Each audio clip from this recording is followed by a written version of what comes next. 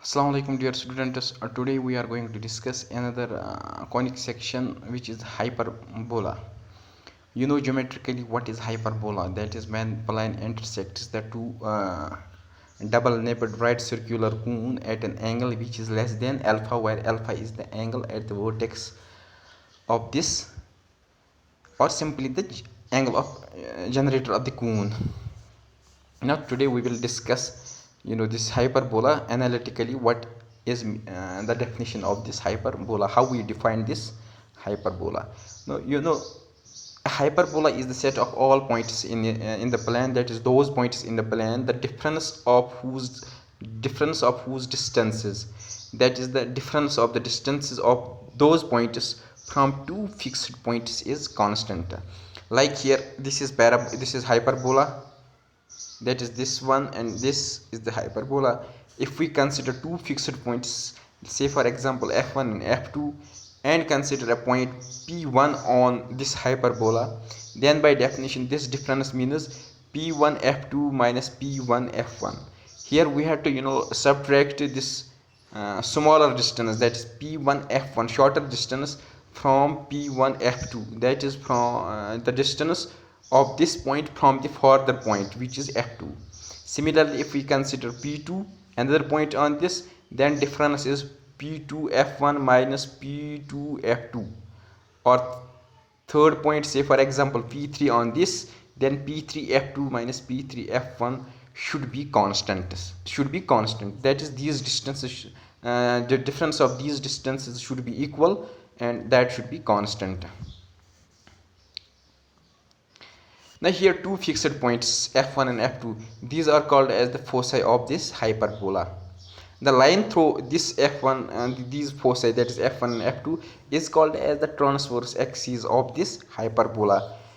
The midpoint of the line segment joining the two focal points, that is f1 and f2, is called as the center of this this hyperbola. Here O is the center of this because it is the midpoint of f1 and f2. Now any line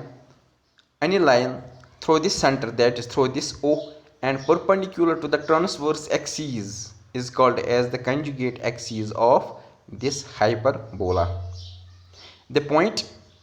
Those points, or the points where this transverse axis intersects the hyperbola, that is here transverse axis is T. It intersects the hyperbola at points A and point B. Then these 2 points, that is point A and point B, are called as the vertices of this hyperbola. Now here we will take the standard parameters, and we define this f1 and f2 by c, by twice c, that is distance, length of the line segment between the foci of the two focuses is 2c. This means that OF1 equals to OF2 equals to c. Similarly, distance between the two vertices is taken to be 2a, that is OB equals to OA equals to a. Sorry, here it is a.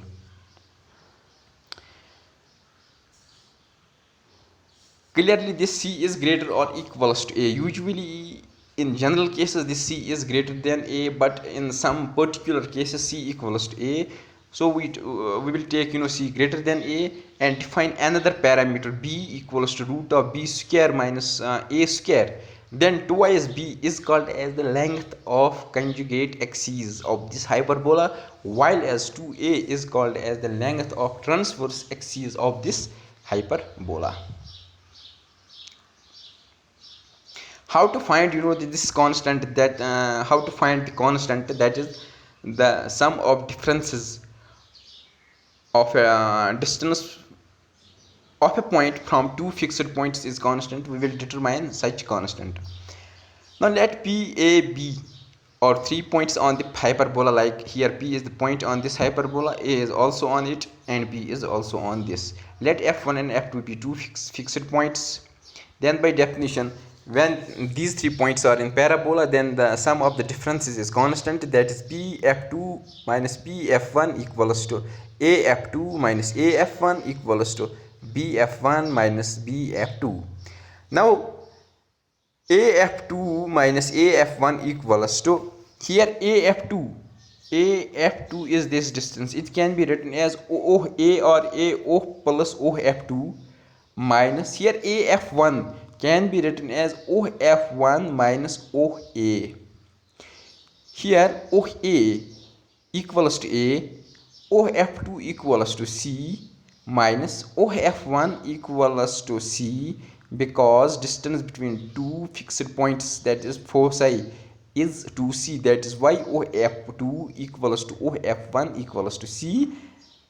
Length of the distance between the two vertices is 2A. This means that OB equals to OA equals to A. So when we substitute these four values in this, we get twice A. This means that AF2 minus AF1 equals to twice A. Similarly, B is the point on this. We can calculate BF1 minus BF2, which is again 2A. Now here P is any point, A is the point, B is the point. Now difference of A from two fixed points is 2A. Difference of the distances of B from two fixed points is again 2A. Then by definition of the hyperbola, this PF2 minus PF1 for any point is twice A. So this means that constant which is used in definition, its value is twice A. Similarly, we can find the eccentricity of this hyperbola, which is denoted by E, and it is a number equals to the ratio of the distance of one of the foci from center to the length of this or simply the distance of one vertex from this center, that is C by A. Since in general C is greater or equals to A, in particular cases C equals to A, usually for hyperbola we take C greater than A. For general hyperbolas we take C greater than A, which implies this eccentricity of ellipse is always greater than 1, but in some cases it equals to 1. That are the particular cases of hyperbola, which we will discuss the later on. What are the special cases of hyperbola, just like we discussed the special cases of this ellipse. So from this we conclude that the eccentricity of hyperbola is greater than 1, eccentricity of ellipse is less than 1, while as eccentricity of this parabola equals to 1. So on the basis of eccentricity we can also define the conic sections, three conic sections: ellipse, parabola and hyperbola.